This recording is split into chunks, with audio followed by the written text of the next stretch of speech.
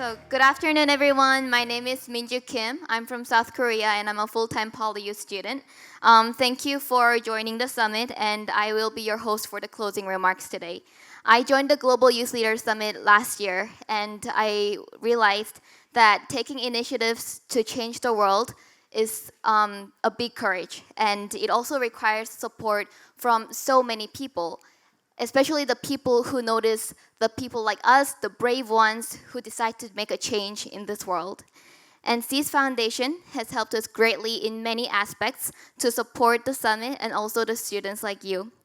The foundation has donated to Global Youth Leaders Seed Project Fund and sponsored student projects across the world. And in appreciation of this generous support, we would like to invite Professor Ben Young, the Vice President of Student Affairs in PolyU, to the stage and present a small gift of gratitude to the Seed Foundation. May I also invite Mr. K.O. Cha, Board Member of Seed Foundation, for the souvenir. Thank you.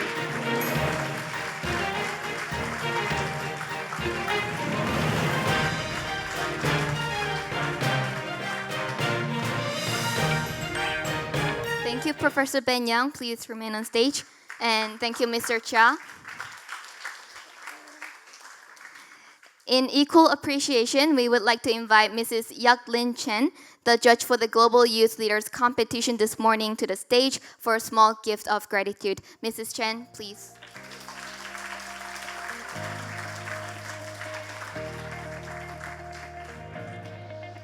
Thank you, Professor Ben Young and Mrs. Yak-Lin Chen. Another photo. Okay. Yeah, please be seated.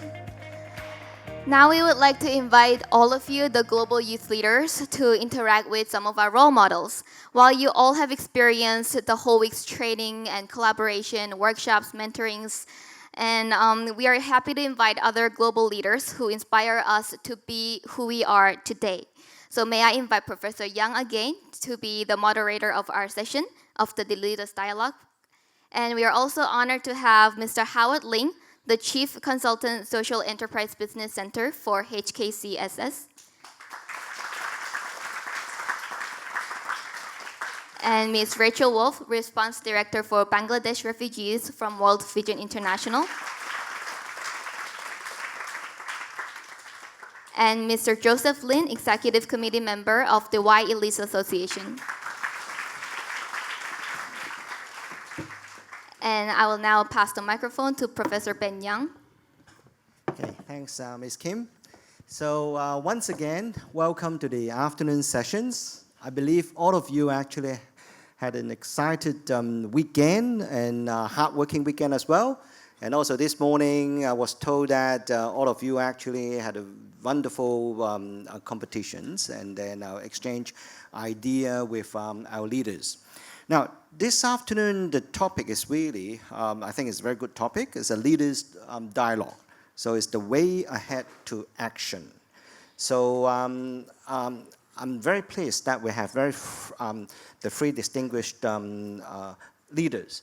And what we're going to do is indeed, it is a dialogue, but before the dialogue, I will invite each one of them to share with you, say for around 10 minutes. And afterwards, then you can keep the Q&A sessions. We will do it right after the three speakers speaks, and then followed by the Q&A sessions, right? So without further ado, just now they introduce the speakers. We can make it, as afternoon sessions, and then afterwards is I think afterwards is actually the closing, So we can relax and then easy, just call us by first name. You can call me Ben, And then we have Howard, Rachel, and Joseph. So we go by the order. Let's invite the Howards to have your sharing. Let's once again welcome Howard. Yeah, thanks, Ben. So it's my great honor to share some of my experiences, like today's topics, how to turn visions into actions. I guess I first started my first work at Leslie right after I graduated because I was trained as a food scientist. And then that's why I worked for the food factory for almost 7 years. And that was the time that my factory manager told me that, I got enough science sense, but I don't have business sense. Then I said, also, what is business sense? I said, I'm not a manager, I'm just a scientist. So, this is a food factory. We got to sell things to the kids. We sell things to the consumers. So we got to have business sense. So I turned that advice into actions. Then I did my MBA in the Chinese U in Hong Kong. And then right after I graduated, and then I worked for LVMH for another 5 years. And then when I worked for LVMH, my manager again told me that I don't have social sense. So I said, that's a joke, right? So how can I turn this advice into action? Should I be a social worker? So at that time, I guess, I further asked my manager, I said, why I need a social sense in LVMH? Because this is a luxury company. We are selling handbags, perfumes, and cosmetics, and wine and spirits. He said, behind every design, there's a social element. Did you notice it? Then I started to think about this. And it's true. So I then came back to Hong Kong after my assignment in Switzerland. And then I started my first social enterprise in Hong Kong 12 years ago. And that is the first vegetarian business that hires the deaf. We train the deaf to be chef, and we call them the hearing impaired. So I learned a little bit sign language so that we can know how to communicate with them. And we train them to be our waiter and waitresses. And I'm glad that after 12 years of the business is still there. And the most happiest news that I have is I got a call from Starbucks and Maxim's 5 years ago that they want to recruit some of my staffs. So that is the happiest moment in my life. And I said, I'm done, I can quit my business. And it's true that I quit my business. I passed my business to my manager, who is hearing impaired. And now he is my partner. He is no longer my employee. So I guess from vision to actions, it takes lots of, I would say, preparations for you to do that. And then slowly by slowly, I also go into the Hong Kong Council of Social Service after doing my businesses in different industries, that I become the chief consultant to help different NGOs, non-profit organizations in Hong Kong to start their social businesses. And that was the time that the Hong Kong government started 5 different social enterprise funding schemes for the non-profit organization to start their businesses with capital, cash, and operating subsidy. And then my role is to look at the proposal, give them advice, and see whether the proposal is feasible. And finally, we put it up to the interview, and then we get the funding. And luckily enough, I am able to do around 35 of these social enterprises in Hong Kong now. And I can see the sector going from 50 social enterprises in Hong Kong 12 years ago, and now it's up to 650 social enterprises in Hong Kong. And although I'm managing 30 of them, from time to time, I usually meet them maybe once per month, sometimes maybe twice per year. And I'm happy to be part of the team simply because of this bonding and the connections that we developed since the proposal, that when we start writing about this. So the first questions that I always ask all these potential ideas, from ideas into proposal and then proposal into actions, is what's the difference? What's the differentiations? How to make your business to be the first. Being the first doesn't mean that you had got to be the best. Being the first depends on the perspective. For example, when I first started my business, I told every single reporter, every single media during the interview that we are the first vegetarian business and social enterprise in Hong Kong. But actually, I'm not the first person to start the vegetarian business in Hong Kong. There's many entrepreneurs who started that long time ago. But I guess I'm the first to put social enterprise concept into the vegetarian business. So I become the first. And then when I started another one in Hong Kong U, which is, again, like a replication of the vegetarian business, but this time I'm hiring the autistic, the deaf, and also the elderly. Then again, when I talked to the media, to talk to the reporter about this business, I said, again, I'm the first. He said, no, you are the first, like 5 years ago, in the Happy Veggies business, so why you are the first again?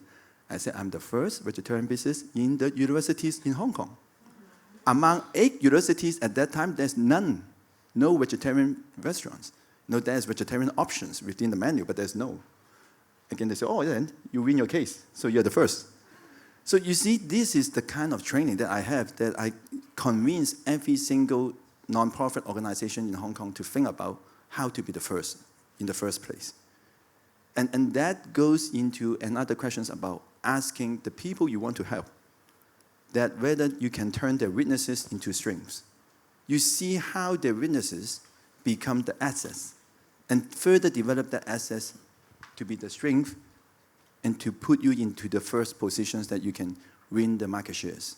Or at least from the marketing perspective, you can convince your consumer to at least come and look at what you're doing.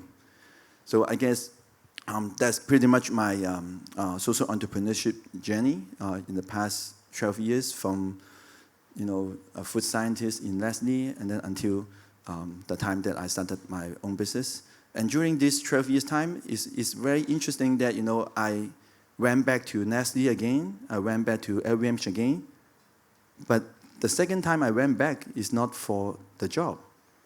I went back to Nestle, I still remember 4 years ago, that we are talking about one corporate social responsibility project, that they wanted to donate some of their tofu and the milk and yogurts to one of the social enterprise that is doing food bank actions. So my connection helps, because that manager and that director are still there, although they are promoted to a senior level. That makes the conversation even more easier. And then LVMH, that I'm back again last year with the initiative from France talking about corporate sustainability, that how LVMH can create social impact in the society, like the local community in Hong Kong, rather than selling luxury handbags at a very expensive price. They're looking at how they can change their materials, how they can source local, there's lots of strategies. So again, the reasons why I want to highlight this connection, because again, they turn visions into actions. They have a vision maybe from France, but they have a vision from Switzerland, and then now they want to do it at the local level. Like today's competitions, in the morning that I met some teams that you're doing very great. When I look at your performance, it recalls my memory back in LVMH and Leslie, that we are working with the international staff, international team, that everyone contribute their best and their strengths, their background. Everyone makes you a unique person to work with. And finally, you deliver your idea. So that's why I told Ben today that I'm glad to be here in the morning to witness your performance. And I hope that I'm looking forward to our dialogue right after my sharing. So I better stop it here. I know that we have more speakers to share. So thanks, Ben. Thanks, everyone. Okay, thank you, Howard. Thank you for your sharing.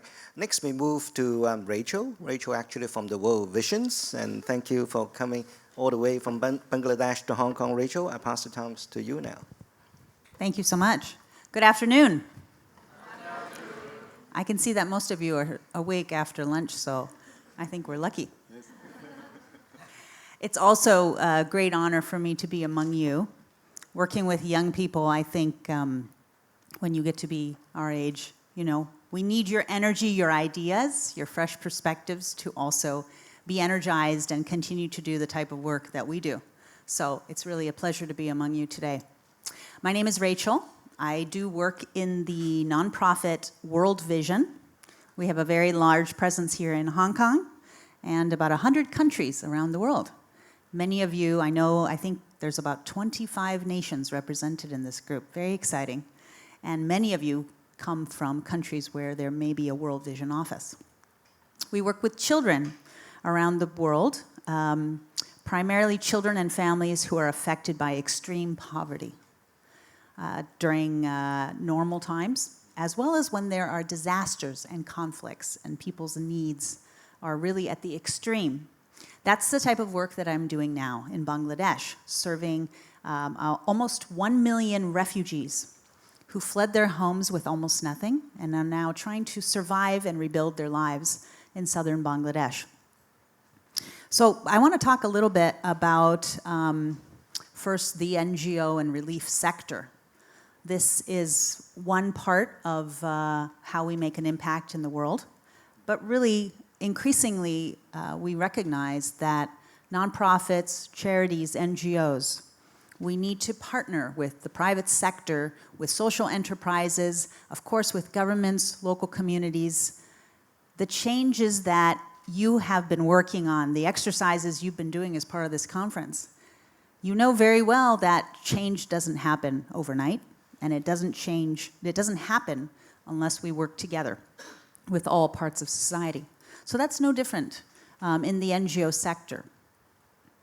NGO work, nonprofit work, we know this has to start from a place of compassion, wanting to connect with people and make a change. Compassion, love for our fellow human beings, and also a sense of social responsibility that we need to give back and help those who are less fortunate. But I'm here to tell you today that increasingly any global NGO, even local NGOs, are using best practices from the private sector. Because when you are trying to do a lot with smaller budgets, and you are trying to save lives, the stakes are high. More than in any other industry, NGOs need to be efficient. We need to measure our effectiveness. We need to make every dollar count. So World Vision for decades now has been applying best practices on people management, supply chain, efficiency measures, finance tools, you name it, we use it. And even myself, even though I have spent most of my career in the NGO sector, my master's degree is an MBA. I went to Wharton, one of the top global business schools, and intend to continue my career in the nonprofit sector for the rest of my career.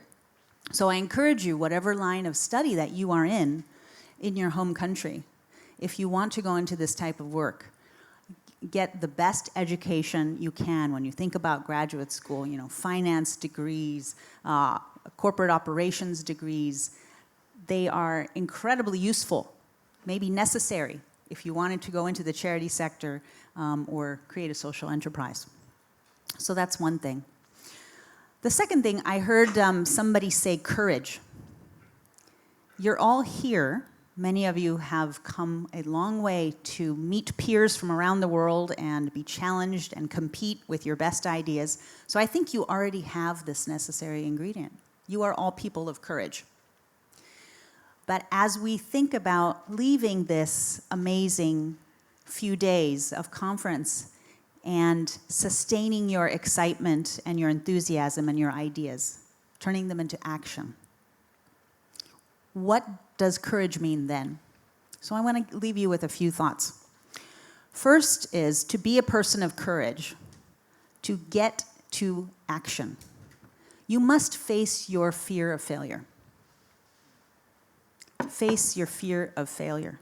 All of us as human beings have fear of failure. But people who are tenacious, have grit, are resilient, are those who experience failure, but then get back up over and over and over again. And I think you're all young now, but you will see over the next 5, 10, 15 years, the more you fail, the more you will succeed. If you limit your failure, if you let fear take control after you fail, you'll have a boring life. Am I right? Yeah. You'll have a safe, comfortable, and, in my opinion, kind of boring life. You're already here. You're on the right track. You are preparing yourself. You're investing in yourself to be a person of action. When that failure comes, remember these words. Remember our time together. Get back up and try again and again and again. It does get easier.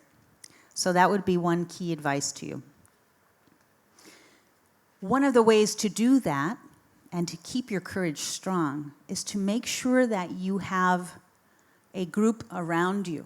This may be colleagues, mentors, peers are very important.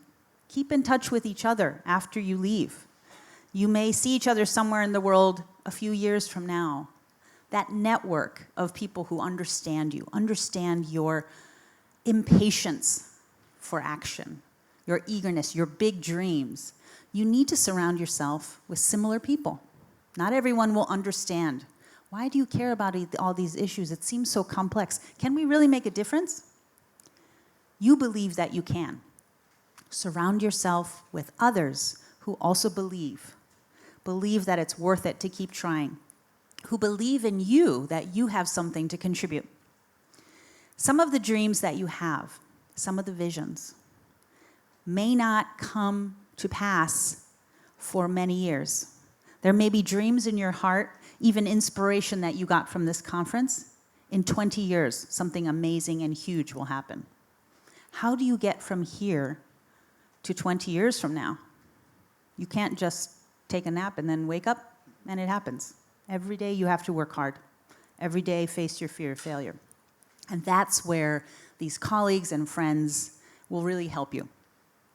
A little bit about my own story. Some of my colleagues from World Vision are here, and I was sharing with them, you know, I'm not the smartest person, and I have spent my career doing many different things in the nonprofit sector. So I can't really say I'm an expert. I don't have a PhD in a field, you know, I'm not an engineer or anything like that. But I have one ingredient that has helped me throughout my career. And that is, for some reason, I'm incredibly fearless. I don't know why. Maybe sometimes it gets me into trouble. But this made me the kind of leader that is always pushing for action. And sometimes my colleagues, who are much more experienced and have expertise than I, rely on me to help turn their vision into reality. One time I had a colleague, he was brilliant, amazing, had this wonderful idea. He said, Rachel, to do this at World Vision, I need budget of $10,000. I said, okay, did you fill out the requisition form and go talk to the vice president? And the vice president at that time in this department was very scary to most people. He would be like, rah, rah, rah, rah, rah. So this brilliant, experienced person was almost ready to give up because he was too scared to go ask for the money. I was very junior at the time. I had no experience, but I said, give me the form. I will go talk to him. I went to his office. I made an appointment. I walked in. I said, sir, here's our proposal. You can see the cost if we don't take advantage of this opportunity, and I think it's going to reap great benefits. Here's the one-pager. What do you think? And I was standing there very confidently with a pleasant smile, and he said, oh yeah, Rachel, approved. I agree. Go.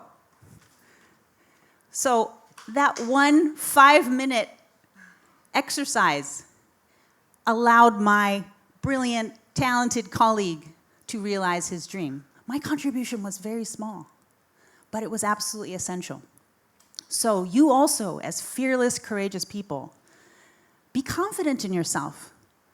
You don't have to be the main contributor.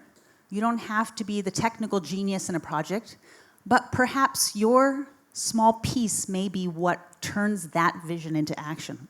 Never underestimate your contribution.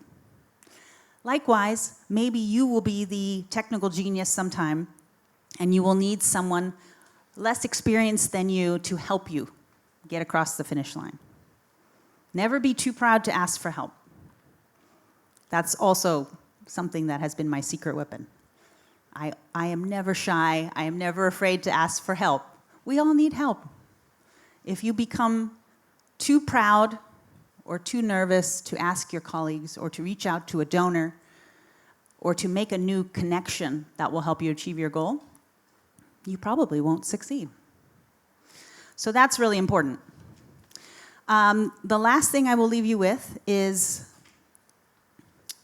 even as you have these big, audacious dreams and you work hard every day courageously to turn them into action, don't only focus on the big goals. Do not only focus on the big goals. It's easy for those of us in the change business to become very idealistic. And this is good, but also dangerous. I have seen colleagues and other friends get burned out, disillusioned. I don't think this can ever change. I'm not sure, this policy restriction, it's too difficult. Don't let your idealism destroy the change you can make right now. Most change in this world is gradual.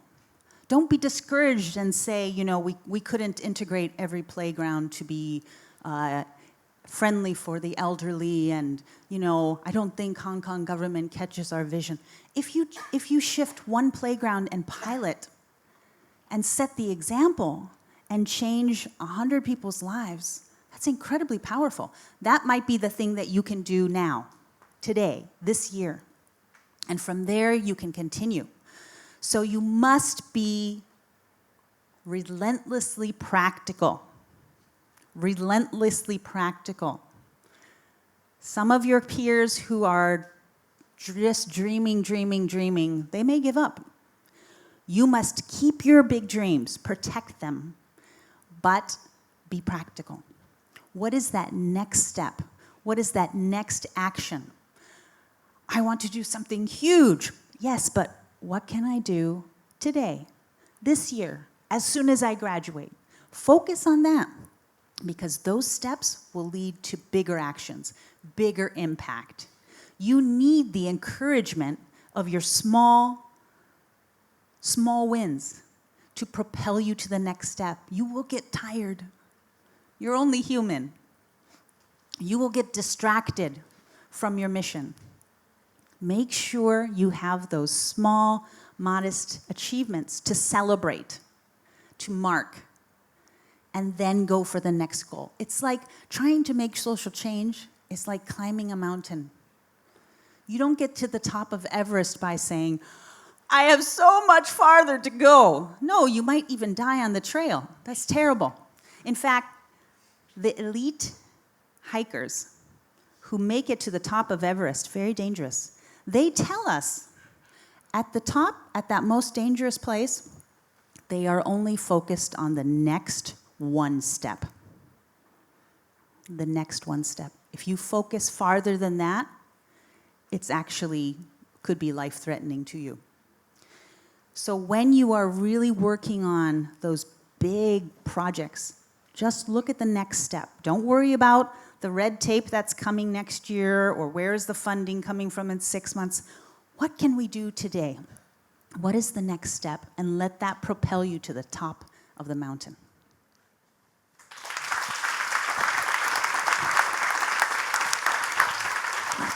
Okay, thank you, Rachel.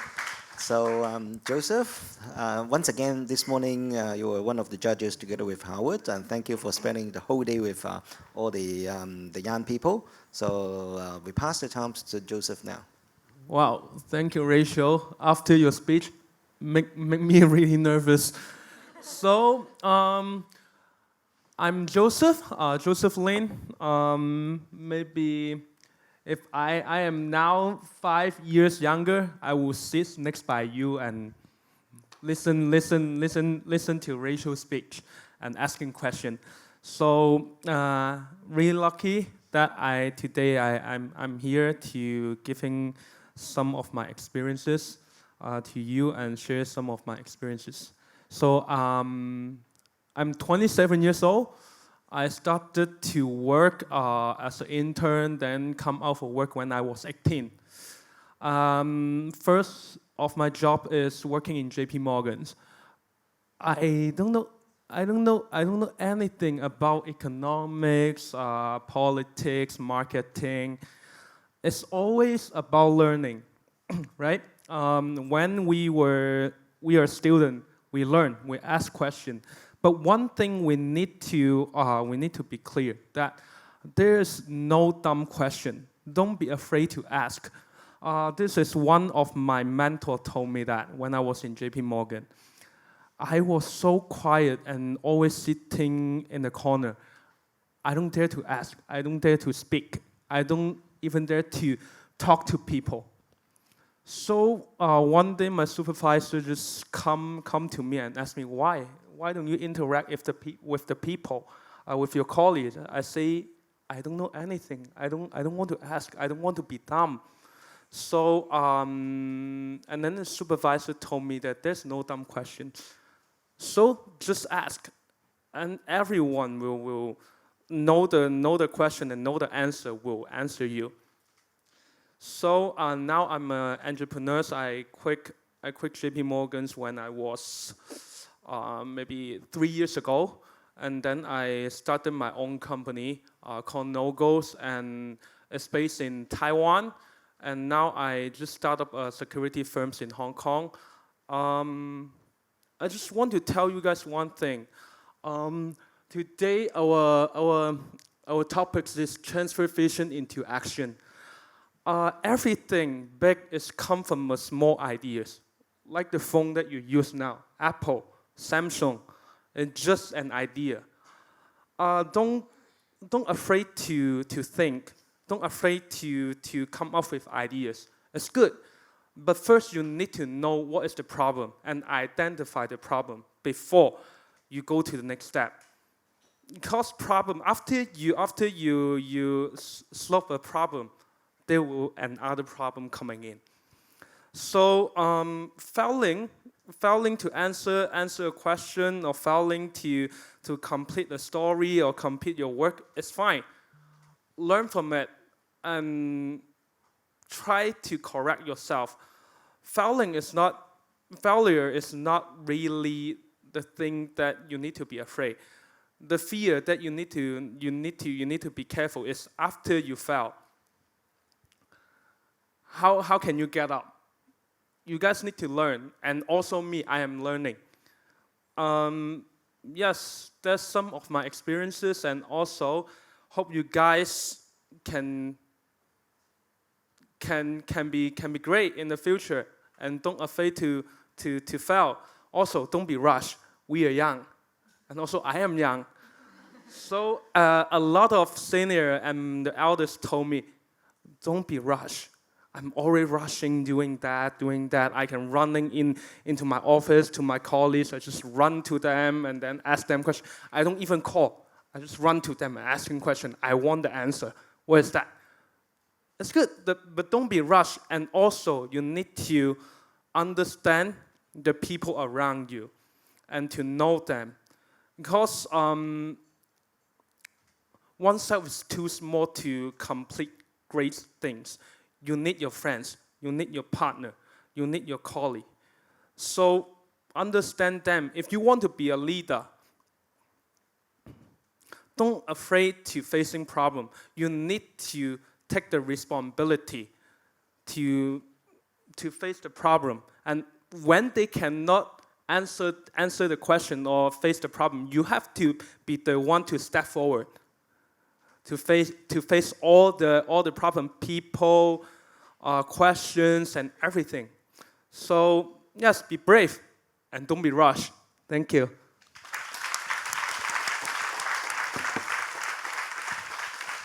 Okay, thank you, Joseph, and thank you, the three speakers. I just want to make a response before the Q&A sessions.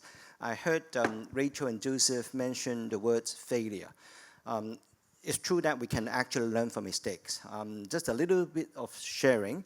In fact, when I started my teaching, that was 20 years ago. When I start teaching, universities like that. After you get a PhD, they believe you can teach. You can, but you have no way of training on teaching. You actually, for your past years, you train on research. You're a good researcher, but it doesn't mean you're a good teacher. But somehow, all the professors in the university, they expect you to teach. So I have no idea how to teach, Therefore, when I started teaching, I sort of talked to the students and identify some of the excellent teachers.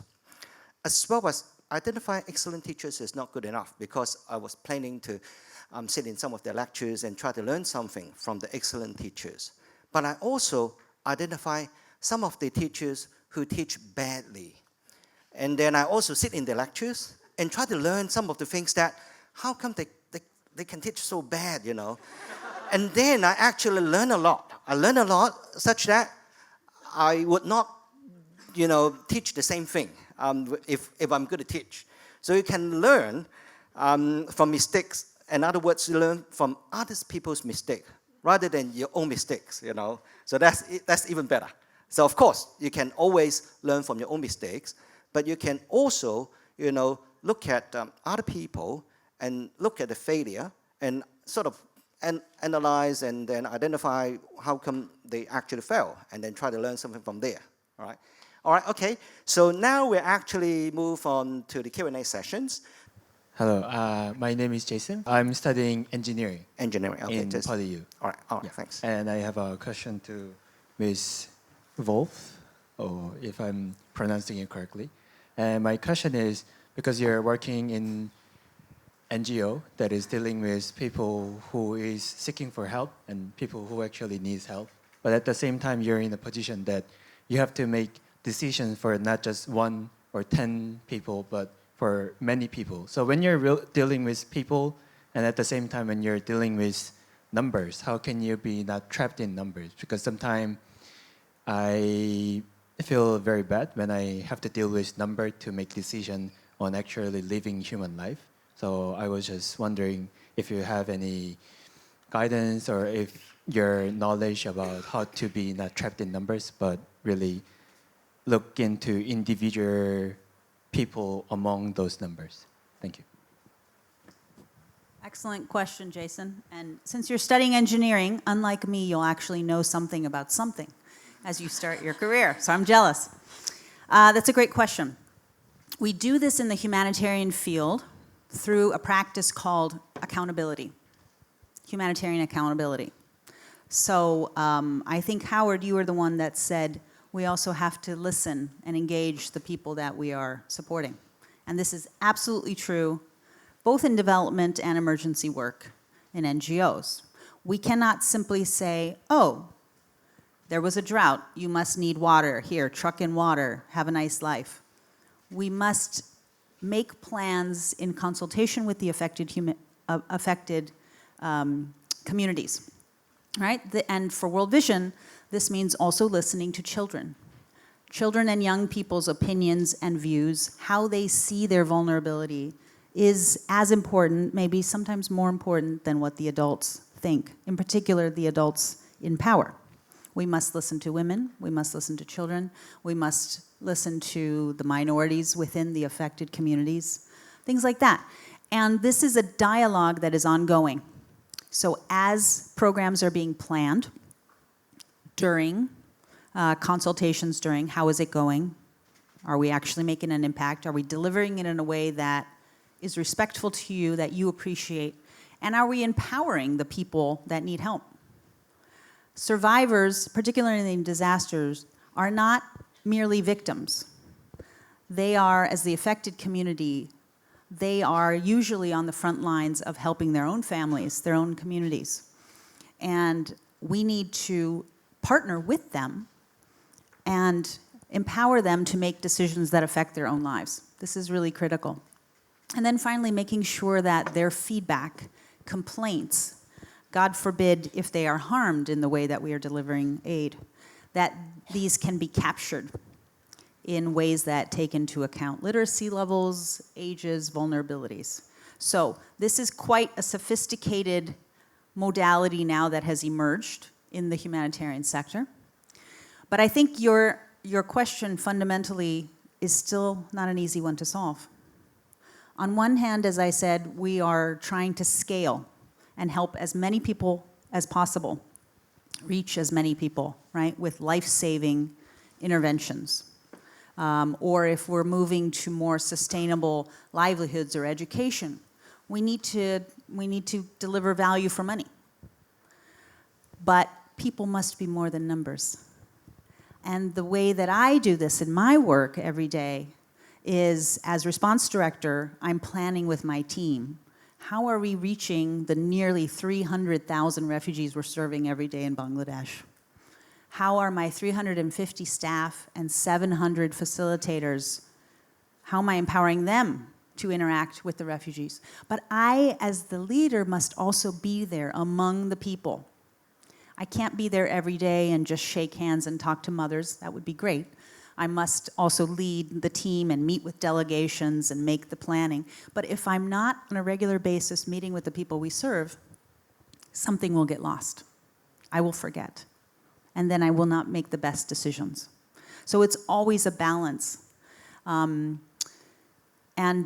think we must sometimes take a step back and remind ourselves, who are we serving? Empower them, make sure their voices are heard.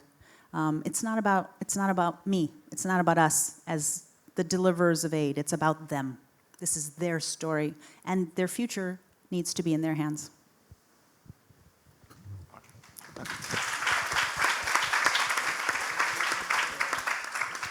Okay, yes, there's a hand over there. And one over there. Yeah. Hi, I'm Deniz from Turkey, and I want to thank you for all of you for this great speech. It was really inspiring. I'm actually working or leading a project on refugees as well, and something really catch me on your speech that you said we need to be efficient, like every dollar counts. And I find myself keep asking, how can I measure my social impact? How can we measure our social impact on our projects? And I keep asking this question to people as well. And I'm not exactly satisfied with the answers. I think no one exactly can answer, but I just wondering what are your opinions about how to measure our social impact? Very, very carefully. I'll give you an example. Well, first, you have to think about who is determining what makes a bigger impact. The point of view matters a lot. So one example is when we think about feeding people, right? Food security. It's one of the basic sectors of any relief work, and certainly with refugees. It is much cheaper to look at simply delivering the kilocalorie needs for one household than it is to look at the per person cost of preventing or treating malnutrition, or helping a mother learn how to properly feed her infant or young children. But these are apples and oranges. You really can't compare. And when we dig one layer deeper, we realize just feeding people and making sure that they are alive and that they have their daily kilocalorie needs. If you're talking about making sure that infants and young children have that brain development and get the proper balance of nutrition, and pregnant and lactating women so that the next generation is born, survives, and prevents stunting, all of those things, the more expensive intervention may be more important, depending on your context. So, who is doing the measurement? Sometimes in food security, for example, it's one of the more male-led sectors in my industry, right? The women are doing protection and they're doing education, and then the male leaders are like, food, we truck in the food, we're saving the day, helicopters, woo, you know, it's very macho. Or they're the water engineers, right? And so those sectors may have a very strong male perspective. Maybe the protection sector, we actually need more men. Because if you don't get the buy-in of men and boys, you can't change gender ideas and you can't prevent violence in communities. So we need to understand whose perspective is this. The perspective maybe is coming too much from the donor, who is far away in a global capital and doesn't understand the context on the ground. And then finally, you can't compare apples and oranges. Interventions are very different.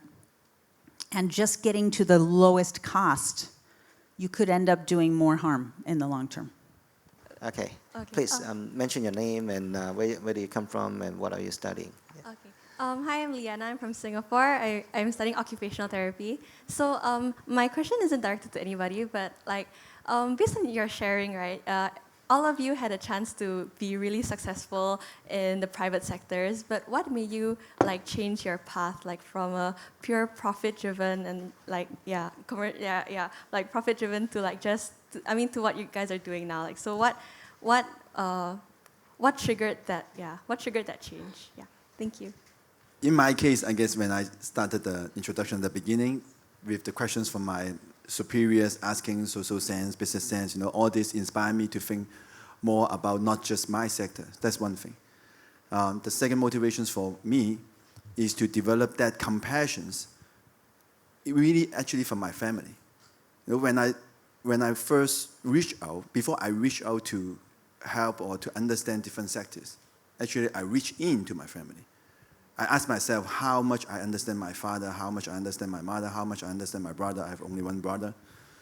And how much I understand my grandma and even my grandparents. And it's very, very little.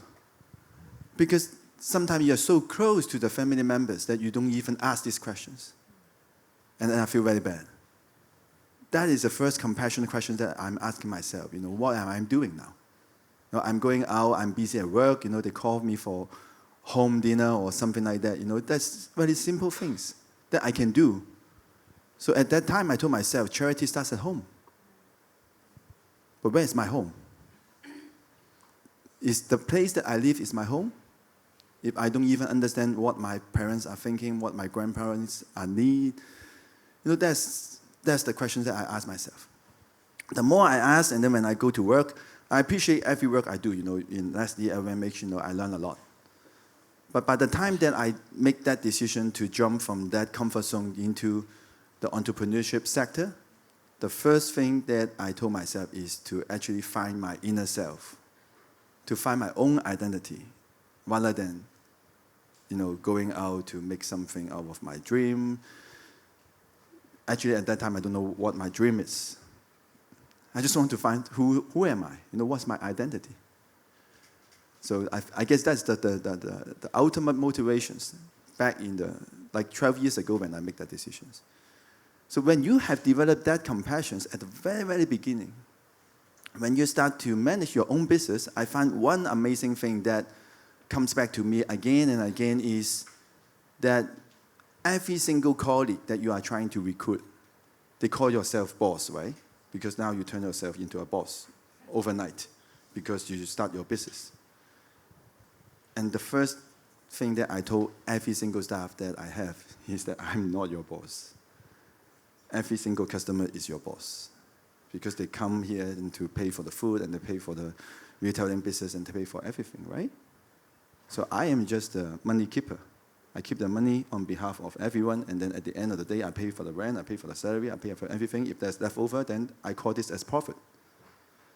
So from that time on, we have no boss in my company. And that is what I call as a family.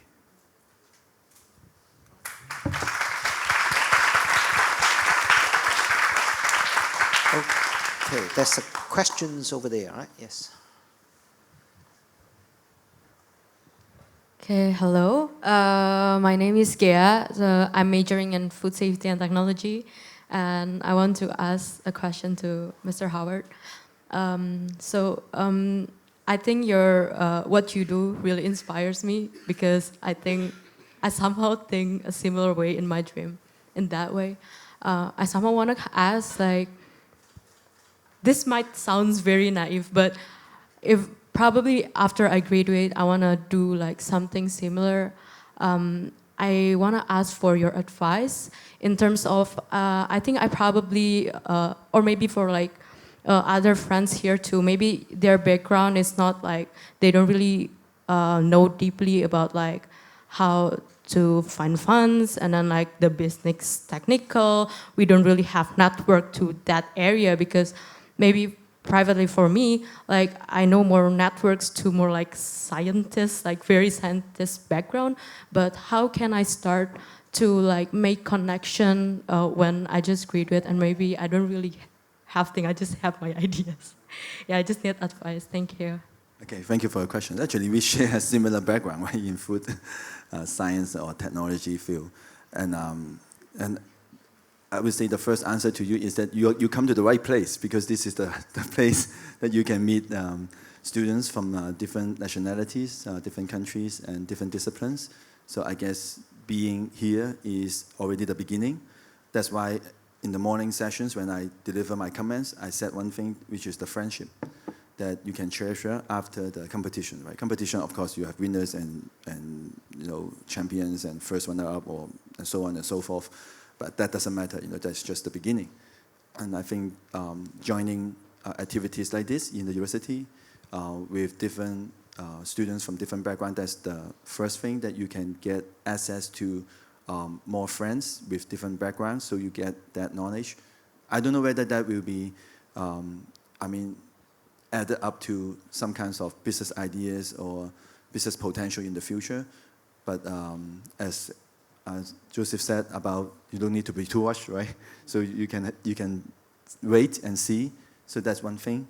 But I always tell students to prepare at least a PowerPoint or proposal as something that you want to do in the future.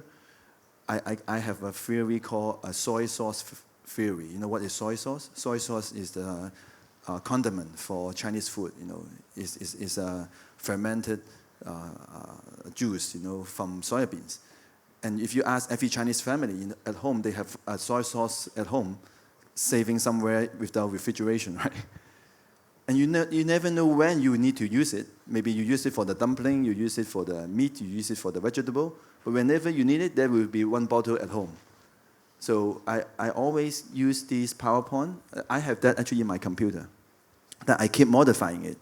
For example, if I see some very beautiful slides that some other teams are doing, I will take a picture, and I'm taking a picture not to copy the concept, just to help me to memorize, at least to remember what is great about that particular slide. And then when I go back, I modify my slides. And then when I see, wow, that's a very good way to present the financials, then I take a picture, and then I will go back and see how poor my financial is. And then I try to modify it.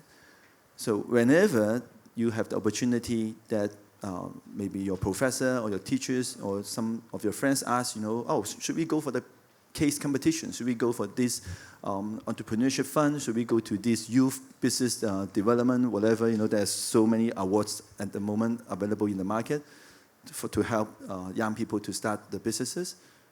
Then your soy sauce will be very handy.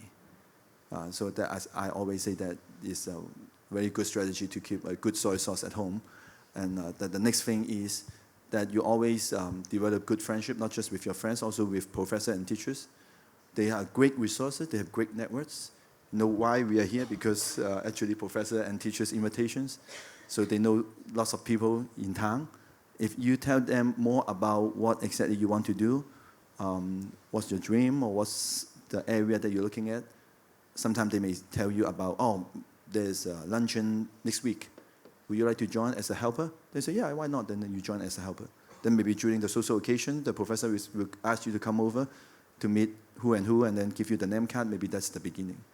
So that is how I got to help all these social enterprises in Hong Kong, actually with my own connection, also with connections with some other non-profit organizations. Then you will start to develop your network much better. Okay, so there are two hands over there, so one after another. Okay. Hi, I'm Hannah. I'm from Germany, and I study international development. I'd like to hear from Rachel, kind of like your reflections on being somebody from the global north who works in a context that isn't your own, also in like a very big organization where I guess you can't avoid, like working or employing certain like blueprint top-down approaches. Thanks. Yeah, developing local leaders and in general leaders from the South is absolutely critical in the nonprofit sector and actually in private enterprise as well. Multinationals are working very hard to do this. For me, it's one of the most fun things that I get to do, working in the field, working in a country in the South, or the developing part of the world, as someone from the global North. And I think when you are doing that intentionally, and your staff and your leadership see that that is your goal, that takes away any tension. I myself was raised very much as a global citizen, and so I have some tools in my toolkit to help me do this as well. And I think I would encourage all of you to, this opportunity obviously gives you a lot of cross-cultural experience, but take advantage of any opportunity you can to continue to learn languages back in your home country, to develop close friendships with people from other nations, other groups within your own countries. This will make you a cross-cultural, competent person, which in today's modern world is an essential soft skill, regardless of any industry you want to go in. It can make the difference in your career.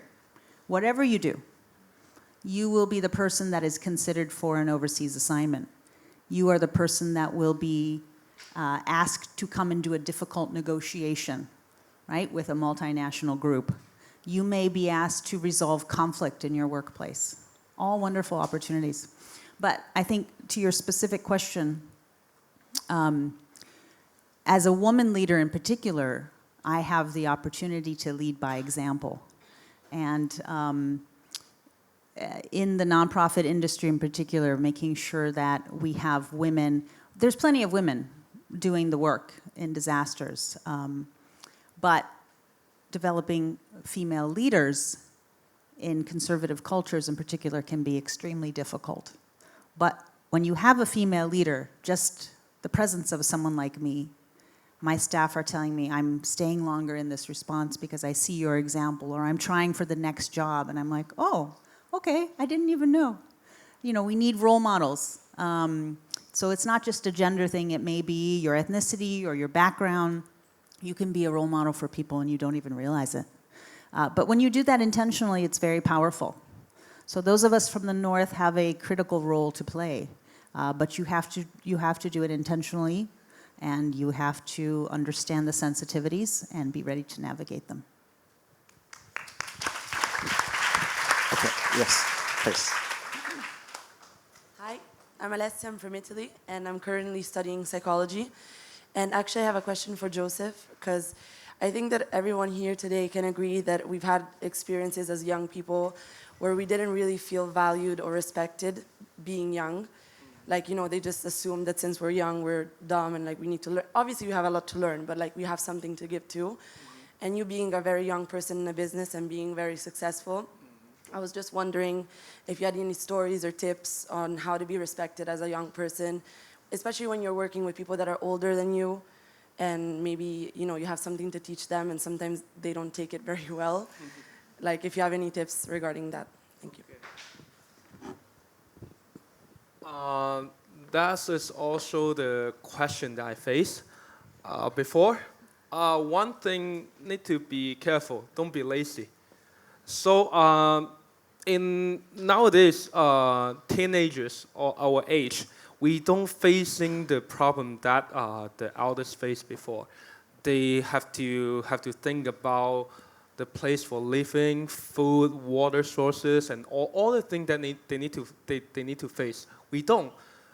So they will considering us as this young generation. We are lazy. We don't work hard for our life, right?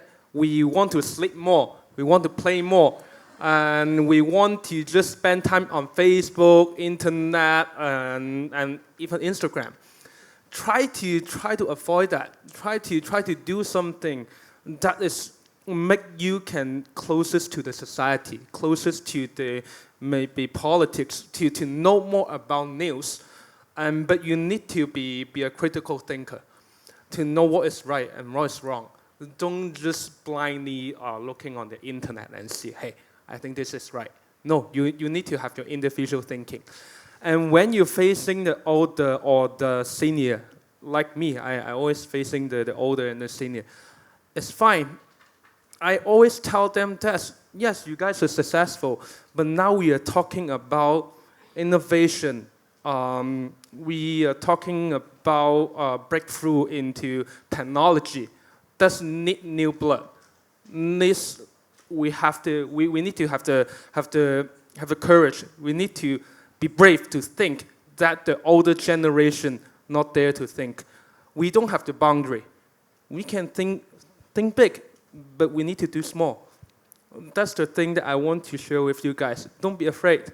Just go ahead, and don't be afraid that people will look down on you or what. It's fine. Be yourself. That's the most important thing for us, for the younger generation. Thank you.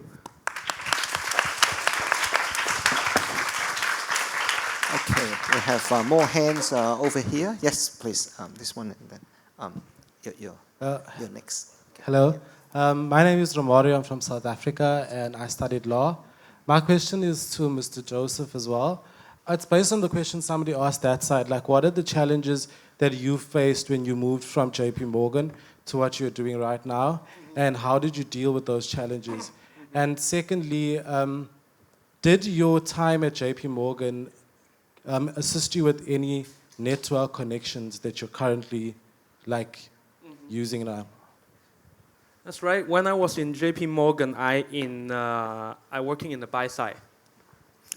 So when someone want to sell something or what, I can say that, hey, this product or this list code or this IPO will worth thousand times when you invest. You can the PE will go to 10 times. The PB is only 1, something like that. But it's all lies. It's just they try to manipulate with the numbers to come up with a great statistic for the people to see that, hey, this is good. I can help people to make a fundraise, and then I can sell the product, then I get the money. This is why I left JP Morgan. I left JP Morgan because I don't see this is what I want. The corporation or my company is called Dolphin. Dolphin Security and Dolphin Asset Management. My idea is that I don't want to be that kind of person that just want to make money, but something that really match with the society and the law, and also it's not a fraud or lies to people. I just want to be real. I don't make money. I never make money to the secondary market. I only try to go to the really good corporation and talk to them, and will give them ideas how to fundraise and how you want to exit. But first of all, I need the corporation or the company is have a good underlying good product, and the board itself and the bosses itself is not just want to make money, but something great or something really can provide goods and services to the society, to the market. So I don't really using the network in JP Morgan because I don't really like the people to think about, hey, what if I do that for you? What is my commission? What can I get? And that's not something that I really want. Yes, of course, I got some friends in JP Morgan, and they are good. They are good people, but I think it's really about the mentality and the environment, and also because our society is a lot of money driven. And that's why I think we need to change, and we need to think more and see, after we're making money, what can we bring back to the society. Thank you. Okay. In front, yes. Hi there, my name is Aaron Feigelman. I am from US and I study mechanical engineering. I had a question for Joseph actually regarding Dolphin, your company. I'm curious as to did you have the idea for it when you were working at JP Morgan and you worked on it while at JP Morgan and decided to leave when you had some momentum? Were you by yourself? Did you have partners? I'd like to hear a little more about that. Wow, this is a great question. When I was working in JP Morgan, I go out and facing a lot of customer and the people that against JP Morgan that we are negotiating and arguing regarding to the deals and all the things. And actually, the partner that I have now is not my friend before. We were in negotiating something that we have disagreement. And then after the deal, I find something that really interesting is that my partner is really want to do something and changing something. It's not only about making money. She actually is a she. She follow rules first, but she know what she wants to do and what she doesn't want to do. That is why that I quit my job and go discuss with her that, hey, I have this idea. I don't want to just doing things that talking about money, but I want to do something great and try to change some people ideas regarding to the Hong Kong financial markets. So in Hong Kong financial markets, people know that in Hong Kong, especially for the local, they think all the money is making by the greater enterprise. The bosses and the rich get even rich, and the poor get poor because of the financial market, because of the secondary market. I want to do some changes, but it's hard, but I want to do it. That's why I call my company Dolphin, and our logo is actually a dolphin. Yeah, I want to bring the message to people that I am nice and I'm friendly. I don't want to just, hey, I want to make money. I only want to make money. I want to do some help. I want to do some changes. Yeah, and also this is from my partner message that we come to an agreement that we want to do. Yeah, thank you. Okay. Good afternoon. So my name is Henry. I'm a local student and I'm studying logistics. So I have a question to ask. So thank you for all of your sharing. It's very inspiring, and I can see that like all of you guys, like most of you, you get involved in a private company and then you get into a social entrepreneur. So my question is, what is the biggest differences or like the obstacles that you need to face when you change your mentality, like as you were working from like a private company to a socialpreneur? Yeah. So like, what is the biggest differences or mentality you need to change for it? Yeah, thank you. I think each one of you could share.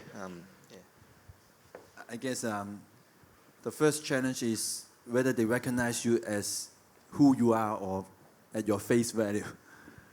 When I work for Leslie, people look at me half as Howard and half as Leslie because they need some values from Leslie. That's why they come to me, right? And then when I work for LVMH, people see half of me as Howard and half of me as LVMH. But when you start something on your own, you don't have that second half immediately. So people just look at you at who you are. And the company that you are creating at the very beginning, there's no value, right? Because people are not responding to any things that they can really see.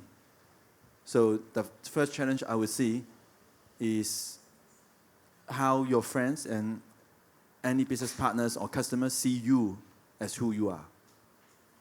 And then sometimes you will be disappointed by some of the comments that they make, right? And some of the friends that are supposedly friends, they're no longer friends. Because they cannot get any Leslie or LVMH values from you anymore. That they got used to getting those values. They get used to asking all these questions about this.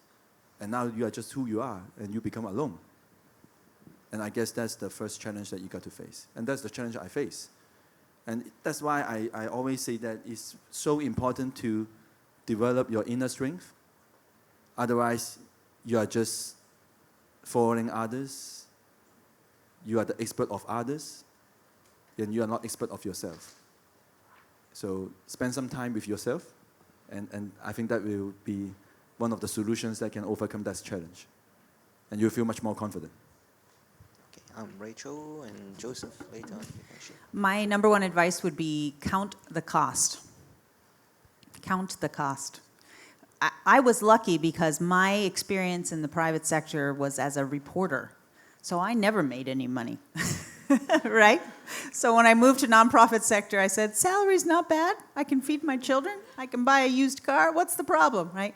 But in World Vision, because World Vision is an excellently run, very well-known NGO around the world, it attracts people from the top companies. In the US, we hire from Microsoft, from Yahoo, from Starbucks, marketing people, operations people, and most of them take a significant pay cut to come to World Vision. If they haven't counted the cost and planned for it, They may only stay 2 or 3 years and be disillusioned and leave. So if you are, especially if you're going into social entrepreneurship, any kind of entrepreneurship, you need to prepare financially for that, right? You need to put some savings aside, you need to adjust your lifestyle, but any kind of socially oriented work, plan for it. Put some savings, understand what it will mean to you. We know from the research that happiness does not come from having money. We know this, it's a fact. There's a certain point of income in every economy. I think in the US it's $70,000. It's a good amount of money. You know, after that, one more dollar will not increase your happiness because you already have everything you need and even some nice creature comforts, right? So for you, you have to understand what that is and then have some tough conversations with your loved ones, with your friends, with yourself. If you're a spiritual person, you know, reflect on it. But then once you count the cost, commit. Commit, tell your story. Say it out loud to people. That gives you credibility. They believe that this is a commitment, not just, you know, 6 months and then, oh, they'll go back to JP Morgan, you know, they'll go back to, you know. I think that's the best way to keep inspiring yourself and have that credibility.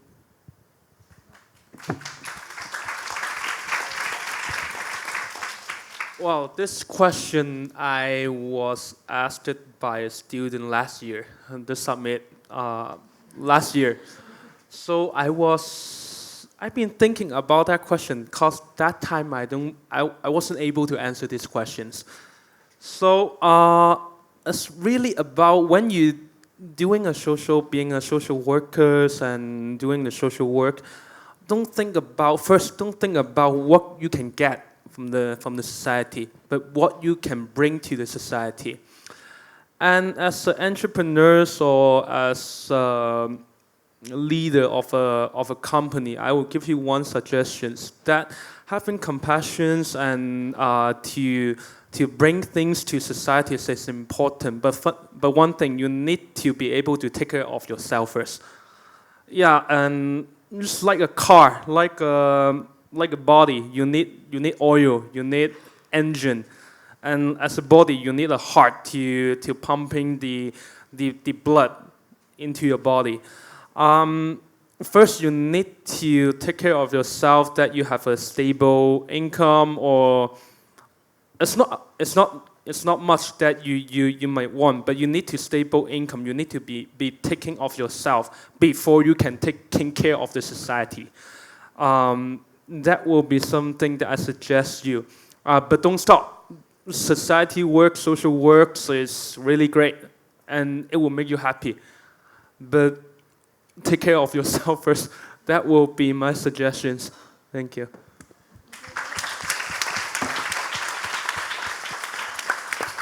Hello, my name is Bella. I study here in PolyU, but originally from Indonesia. I would like to ask about something that you guys have been talking about. Something about being fearless, having courage, and having the courage to step forward. But I was just wondering on when did you decide that you guys are ready for the next step, like in terms of mentally and also technically, how do you determine that, oh, I'm ready to move forward? Because as university student, we've been studying, preparing ourselves for our future, but we never really come into the real world and knowing are this enough for the real world? Thank you. That's very good questions.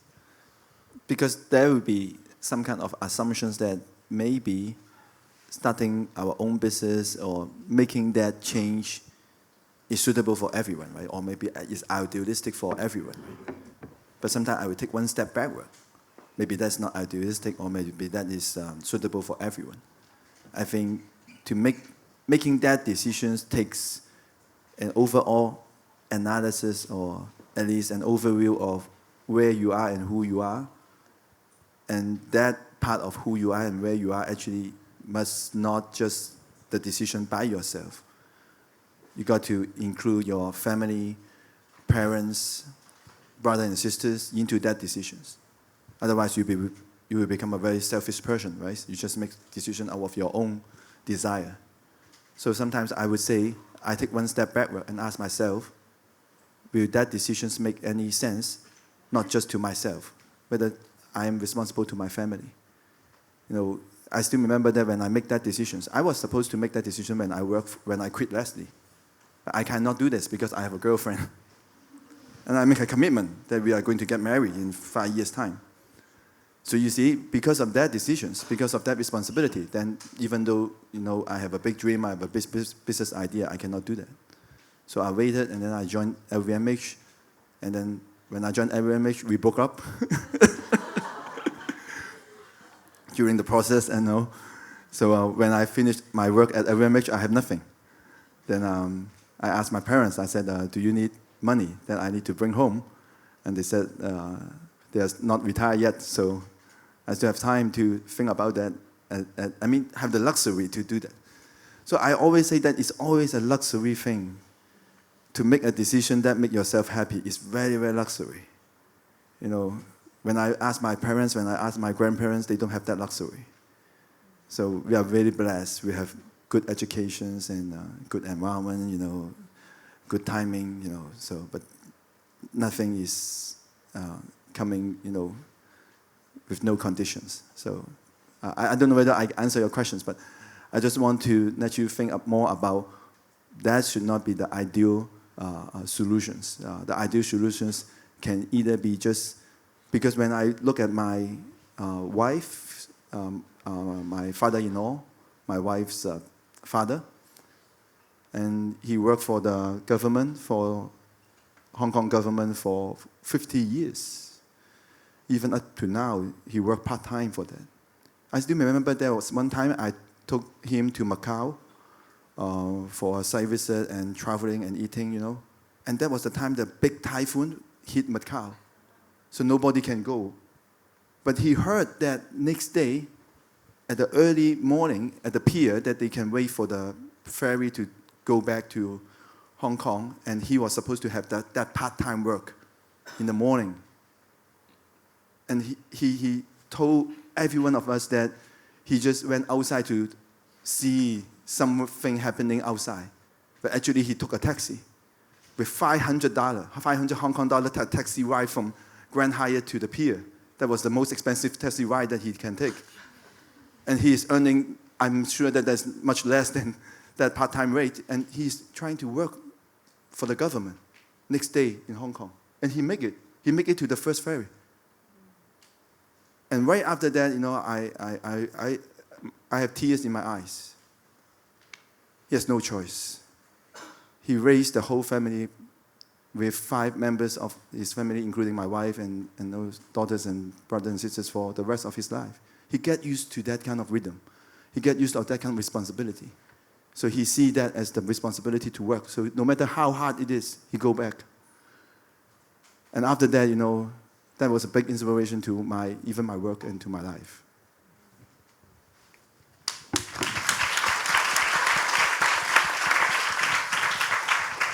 I'll try to keep it brief. I think you need to ask yourself, what is the worst thing that could happen? Sometimes we're facing a big challenge. We're afraid of the consequences.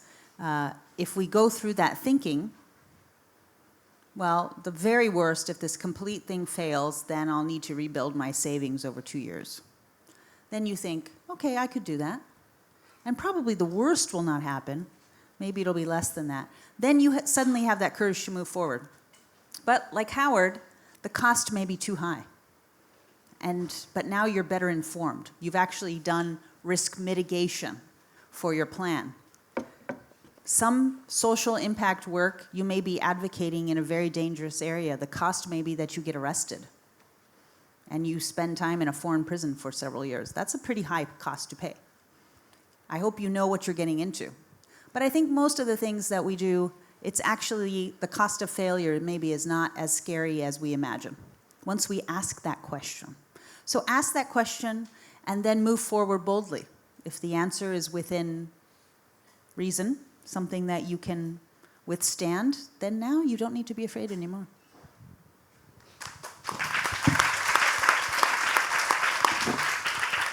Yeah, so as Rachel say is hope for the best, prepare for the worst.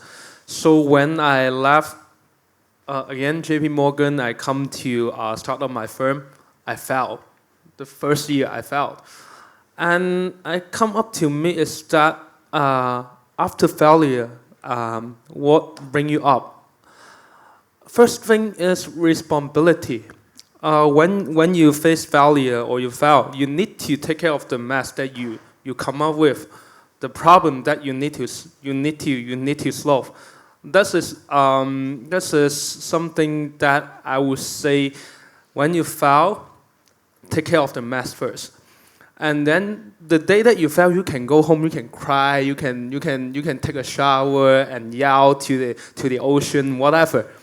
But the other day, wake up, think about the mess and go take care of it.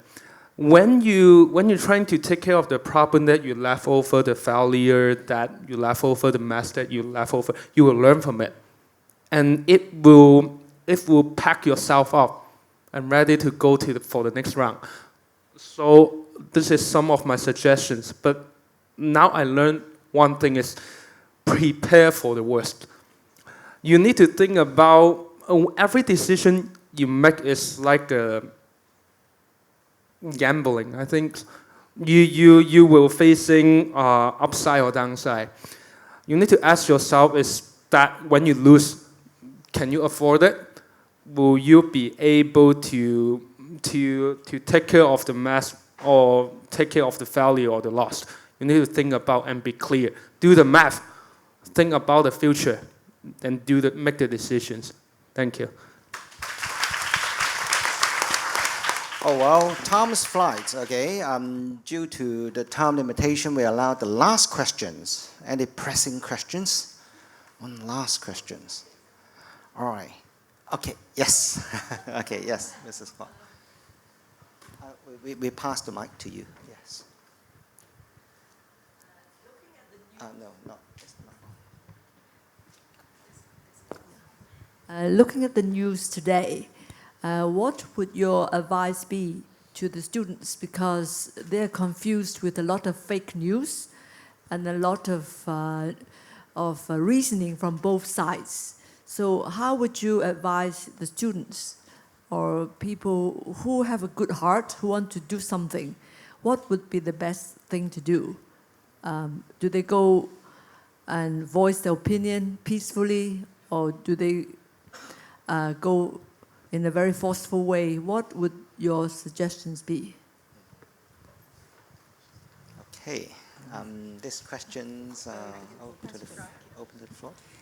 I think it's first in digesting the news or other information.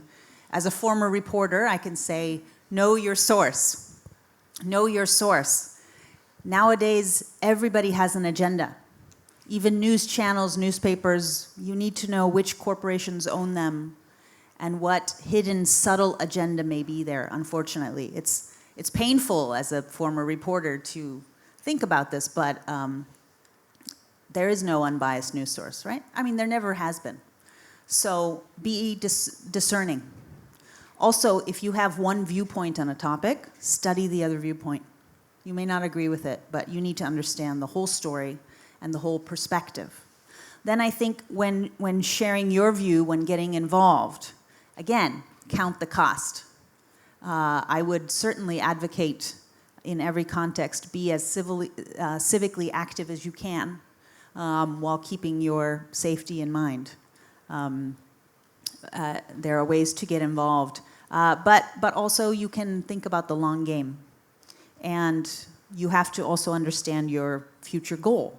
I think this generation, my children's generation, everything that you post on social media will follow you for the rest of your life. Many people, maybe your generation now is very savvy, but your older siblings maybe didn't realize this, and there are consequences. You may not be able to run for office, you may not get a job, even personal behavior can really ruin your future chances. So be wise. You must be wise well beyond your years. Have a conversation with your 30-year-old self, your 50-year-old self, even your 70-year-old self. Like, what I post today, what I speak up today. Because there's a flip side. If I don't speak up today, what will I think about in 10 years? Or I have children someday, they're going to ask me. Part of the reason why I got involved in the AIDS sector was because of HIV/AIDS. And I thought to myself, my grandchildren are going to ask me someday, Grandma, what did you do when the global AIDS crisis was at the peak? This is an issue that I must address for my generation. So the price of inaction can be just as serious or more serious than the price of action. So you have to look at the whole picture. Respond? Howard? I always say that I agree with Rachel about that personal trait and the brand and the thing that every word you say representing yourself. So you manage your own brand.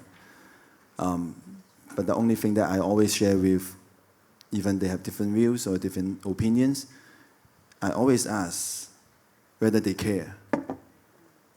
If they care, that's okay. Then I will ask, what's next? Do you share? Care is just a mentality. Share is action. What things you can share after you care? You can say you care about this, you care about that, you have different opinions, that's fine, as long as you care. What I'm really afraid that there will be one day that you don't care. Then my question is, can you share? And share with actions, share with love, share with compassion. So I guess this is the platform that we can do this kind of thing.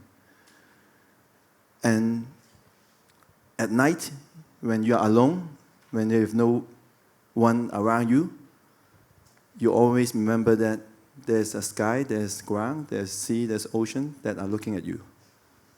Then you are not alone. So you're responsible for yourself.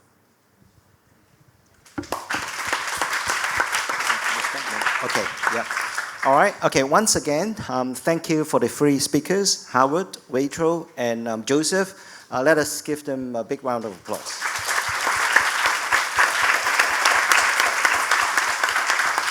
Okay, thank you. So in here, I'm going to close this session for the Leaders Dialogue, the way ahead to action. I'm sure all of us actually enjoyed this session. Thank you.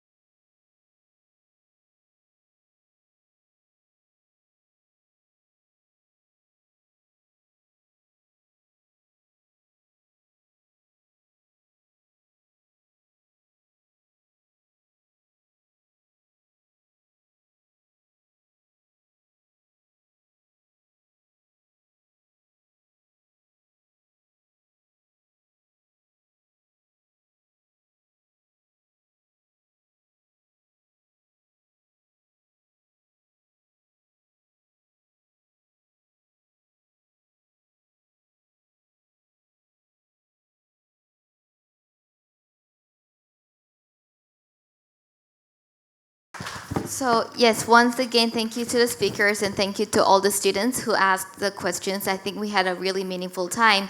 And on behalf of PolyU and PolyU staff, I would like to invite Professor Ben Young again to the stage to present some souvenirs to our speakers. First of all, may I invite Ms. Rachel Wolff to receive a small gift of gratitude.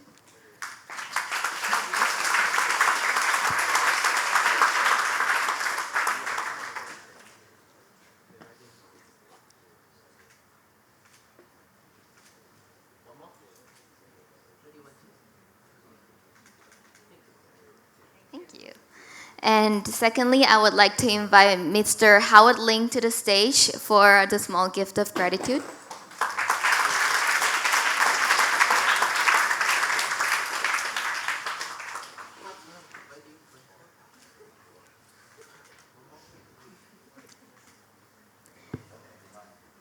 Thank you, Mr. Ling and Professor Yang. Please be seated. Right, so ladies and gentlemen, this is the time that we've been waiting for the whole week. We know that you've been working very hard for the past couple of days on your teams. And if anything, we hope you enjoyed the process of making the product in your projects and making new friends from all around the world. We would now like to wrap up the Global Youth Leaders Summit by presenting the awards to the teams that have presented very well this morning in the competition. There are 2 awards, silver and gold for each track, and our distinguished guests will present the awards for you. Right, okay, this is exciting. I would like to invite Ms. Rachel Wolff to the stage again to present the silver award for quality education. And the silver award for quality education goes to Team V4U. Woo!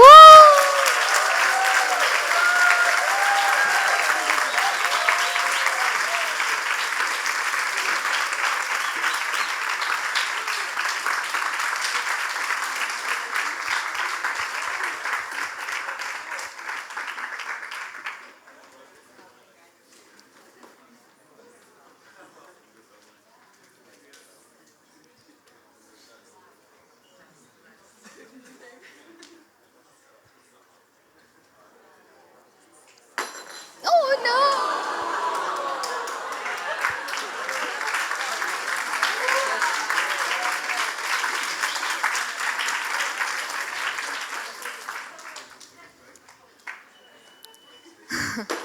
Oh no!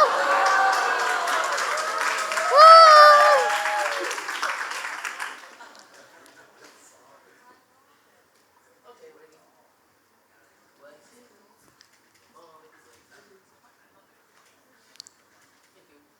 Thank you, Ms. Wolff. Please be seated. And I would like to ask one student representative from the Team V for you to share your thoughts.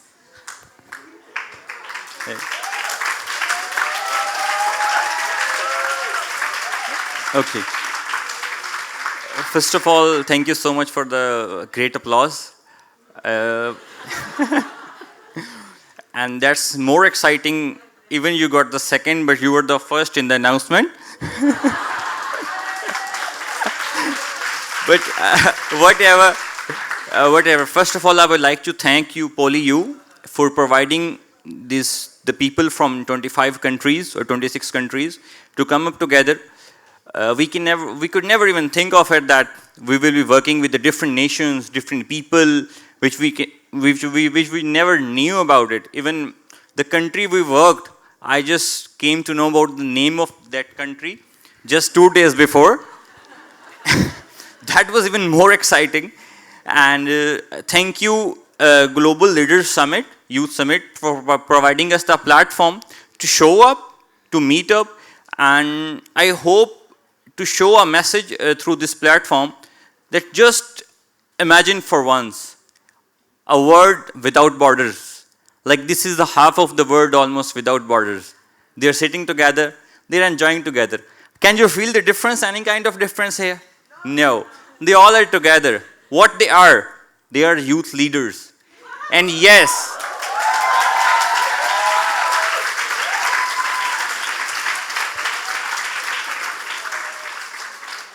And yes, I can make one thing sure, the future is of youth leaders. And yes, now you are leaders and it's time to make more leaders. Thank you so much, Polly, you and the host. Last but not the least, my team for working 3 days.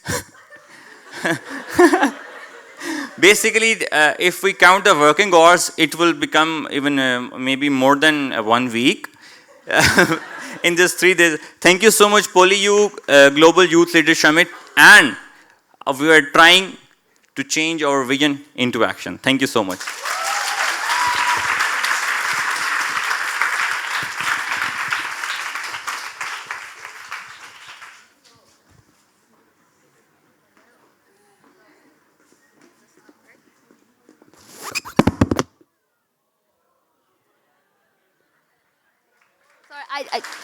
I did not drop that, just to let you know. So I guess we'll be applauding for like 5 times per award. We have like 5 hours to go to, and we have.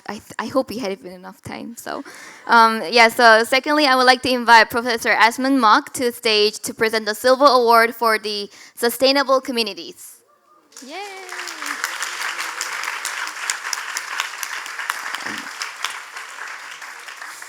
And the Silver Award for the Sustainable Community goes to Group 4.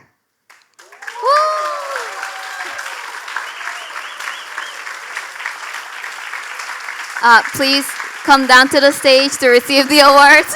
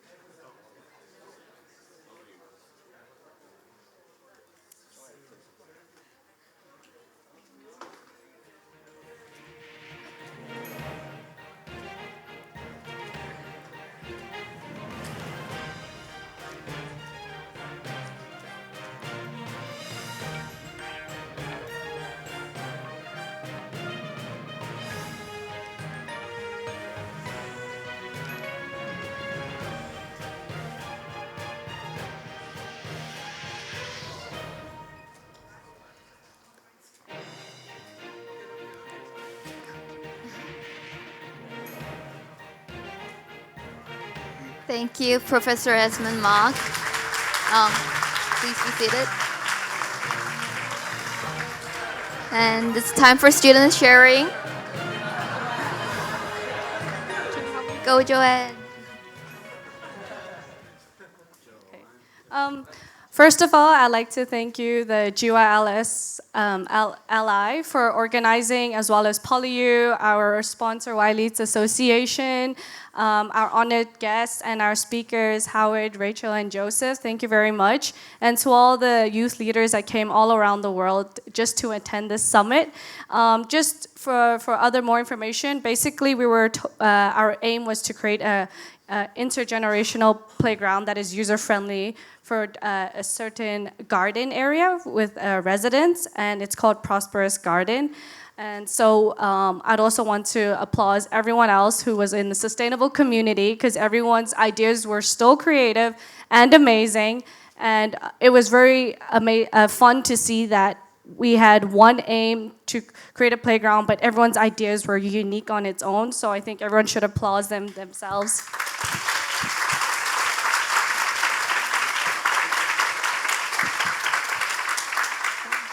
A little bit off track, but because I have the mic, I want to talk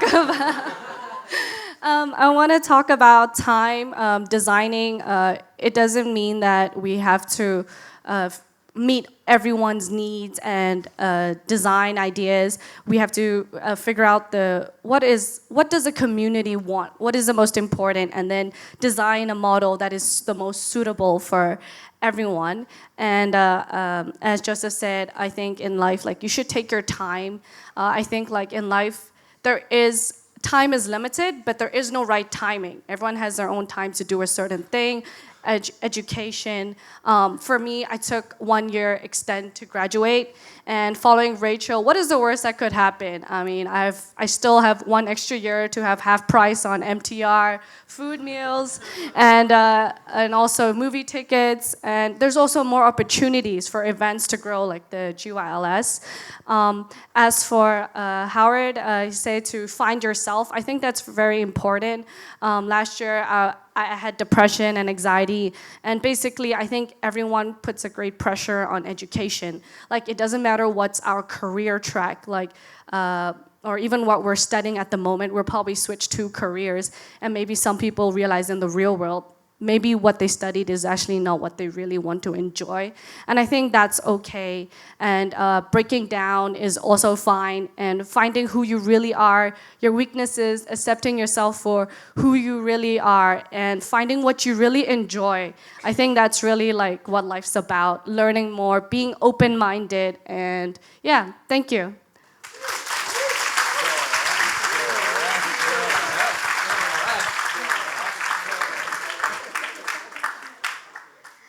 Thank you, and congratulations to Group 4. I would like to invite Mr. Howard Ling to the stage to present Silver Award for Poverty Elevation.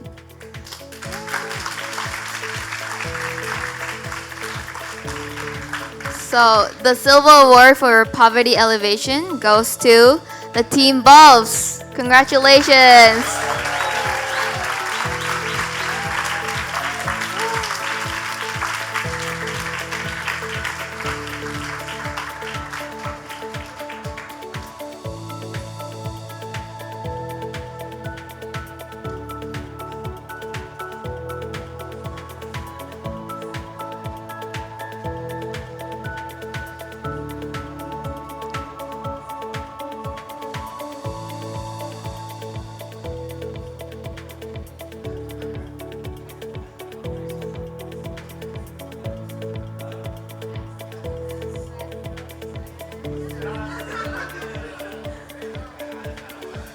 Time for group photo.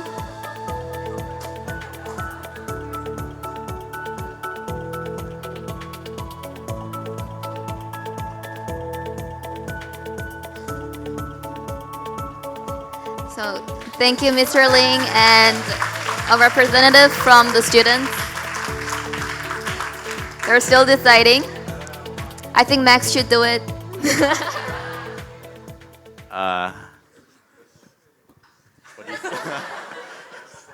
I guess, yeah, thank you very much for the experience. I guess first of all, I want to thank my teammates, Team Bolt right here, we out here, we got it, we made it, Honestly, to be honest, so yesterday, the professor and our mentors came in to gave us we had to present a mock presentation of our idea, and then they roasted us pretty badly. So at 8 p.m. yesterday, we did our business model, and yeah, here we are. So I don't know, but I guess does anyone else? First of all, I think I thank you for all amazing teamwork. Yes, especially for all everyone. Just we are very maintain our dynamics. Like we tired, we cry, we smile, we run around this building. This building is amazing, but when we are stressed, we don't see this building amazing anymore because But yeah, everyone is come from diverse background and just bring the idea, and all the whiteboard have been written, but just a rest. And yeah, we work very hard. We sleep late. We get up early. We feel bad. But yes, this is our result. Thank you so much, and thank you for all support from mentors. Yeah, you guys can go back to your seats. Thank you. Yeah, so that's all for the Silver Awards, and now we're going to present the Gold Awards for each tracks. Yeah, so I would like to first invite Dr. Stephen Chen for presenting the Gold Award for Quality Education for All.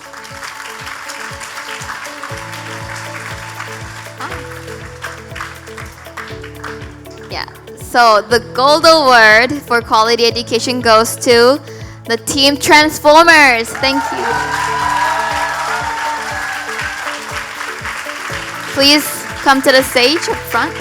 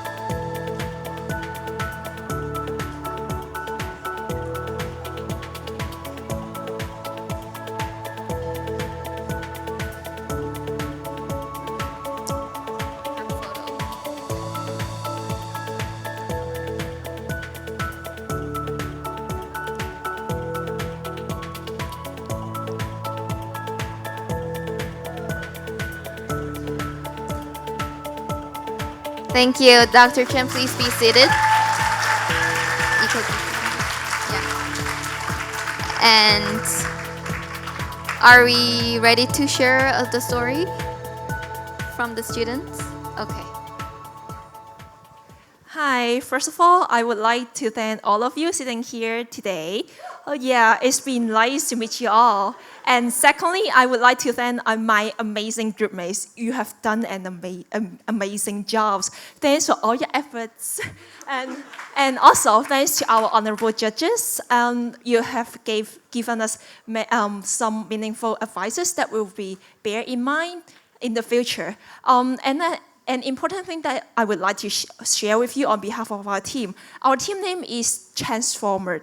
We want to transform something, and also our project name is Transform Education. It is Transform ED. So our project basically works on sexual education in the Philippines, and we have seen an increase in the HPV infection rate and also the teenage pregnancy rate, while the world is decreasing. So we see this phenomenon, and that's why we want to work here. Basically, we built a website in one day, thanks to our great technical engineer here. Can we give a round of applause? Yeah, he basically did everything. Yeah. Basically, it's my personal reflection. I've ever imagined whether we'll be standing here to receive the award, not for glory, but it actually means that we have already made a change.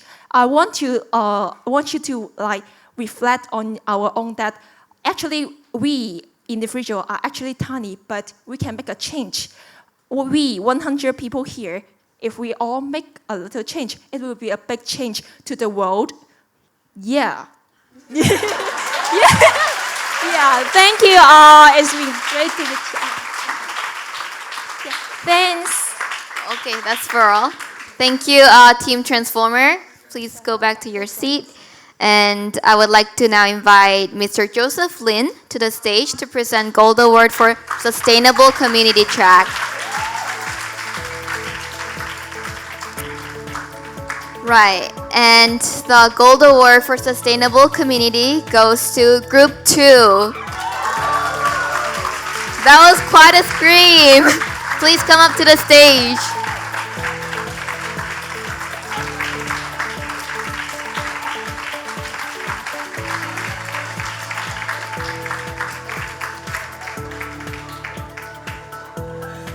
Are we crying?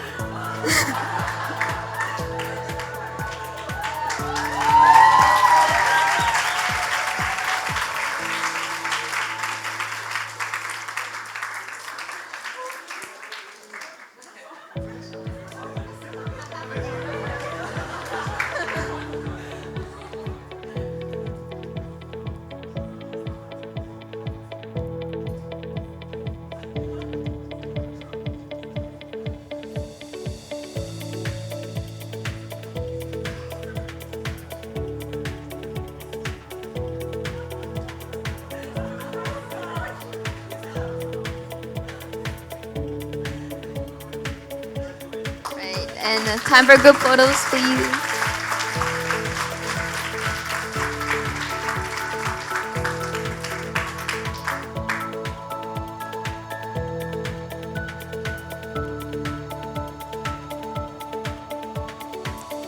Thank you, Ms. Charlene.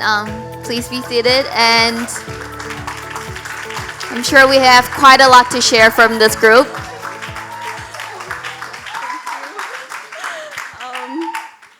Okay. Oh my god, we made it, guys. So like I think we all can agree that like this is like the best cherry on top that we can have ever like asked for, yeah. Like but then like the main part I think that we will like hold in our hearts forever is like the process. Like oh my gosh, like this is just insane, like thank you. Like yeah.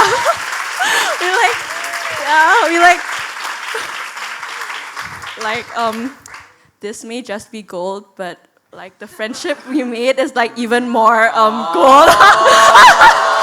Like y'all are golden. Yeah. So like so like thank you like PolyU and GYLS for this opportunity. Like we really learned so much, and I don't know, you just have this feel that you'll just never forget the experience. Like you'll never forget the lessons you learned. Like not just not just this project, but like all the speak. Oh yeah, like all the. But yeah, it was basically just thank you. Congratulations, Group 2.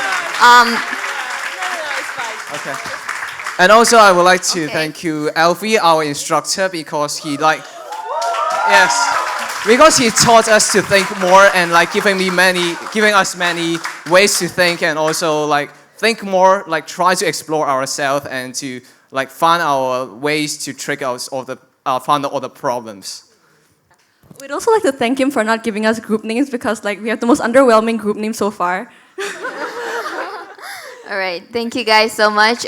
Please give the microphone to Kim, and you guys can go back to your seats. So last but not least, I would like to invite Professor Ben Young to the stage to present Gold Award for Poverty Elevation.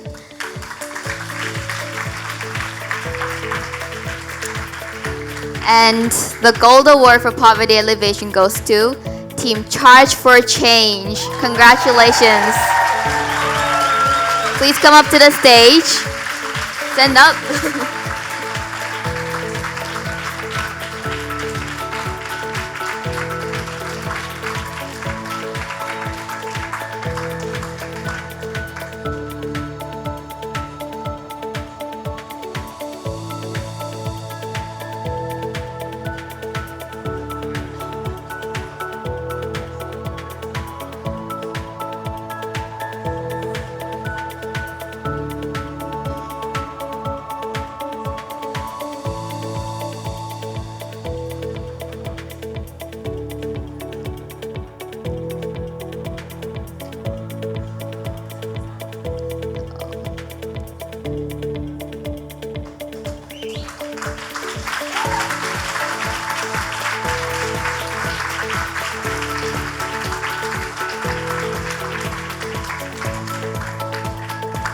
Thank you, Professor Young. Please be seated, and let's have one speaker from the group to share the stories. Thank you, Global Youth Leaders Summit. I don't know what to say or where to start, but we didn't expect this coming because during the 3 days that we had, on the first day we had a certain idea of creating TAS for the country, which was the country that we chose to work to implement our project in. And then during the 2 days that we had left with, we tried to come up with a certain idea of using simple sources from the country, which you can see it from that side. So I didn't expect this because we only did it in only 2 days. And I was like, are we going to make it or not? So yeah, I'm impressed. And thank you for creating this platform whereby everyone can come and we join hands together and ideas so that we can create something which is totally impactful and meaningful to everyone. Thank you so much, and thank you, my team too.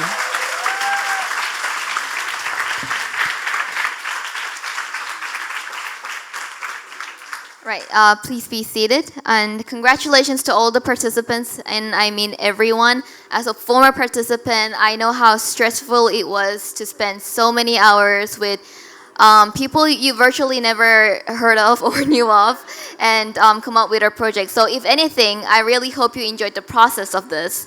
To recap our memories from the summit, we have prepared a short video.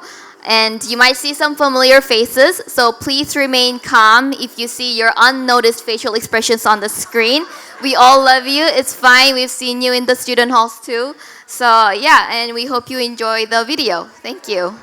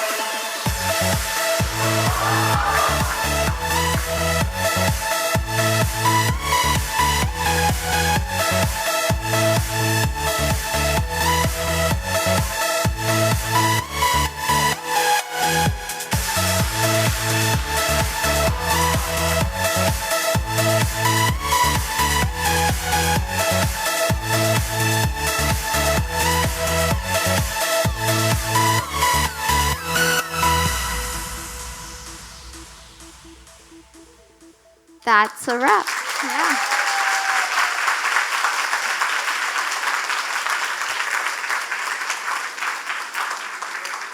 Wow. So I know that everyone would like to stay a little bit longer and enjoy each other's company, but sadly, this will be the official end of the Hong Kong part of the summit.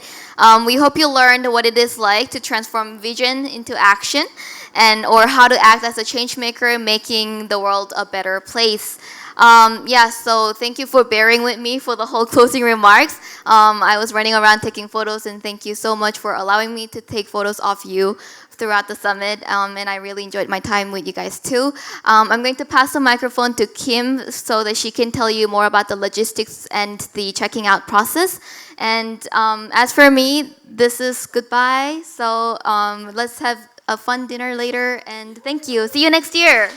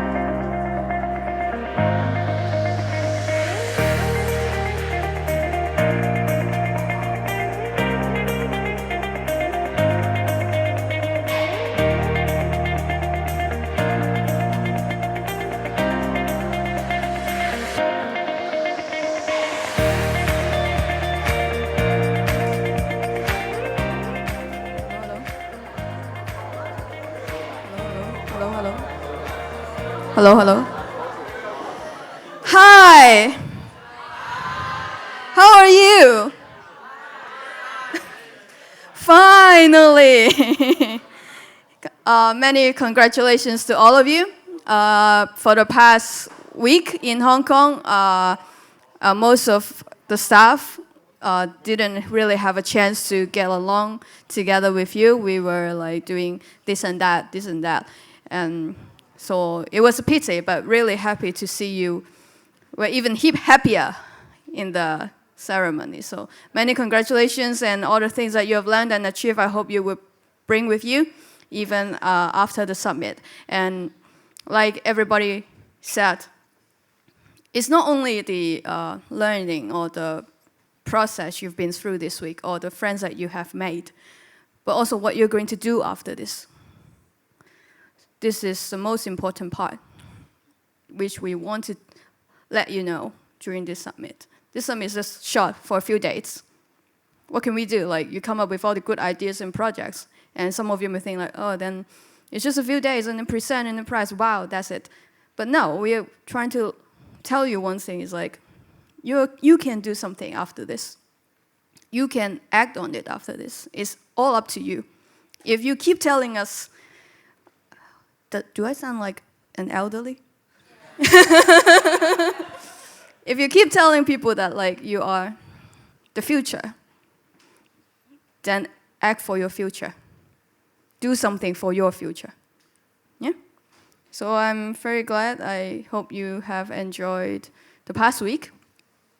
Now we are going to talk about tomorrow and also the thing in Beijing. So talking about Beijing, I have come up with I have heard and a lot of people ask me questions. First of all, like, how do we select participants for this summit? I heard that somebody's paying and I'm not paying, and they are paying like that. And so how do you select people who go to Beijing, things like that? So we have to say that, like, first of all, this is very logistical. For the summit, there are two batch of you, basically. One half of you went through an application and competition. You submitted an application, and your application about your project and yourself, what you did in the project or for yourself, went through a panel. Your applications were scored, and then we have the top 20 to 25 or 25 to 30 to get a sponsorship for the summit.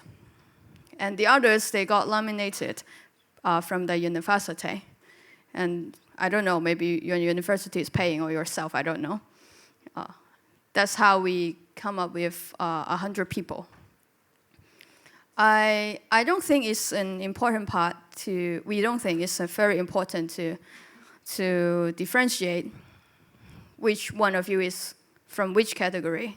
Because after all, as you said, where are you? You over there?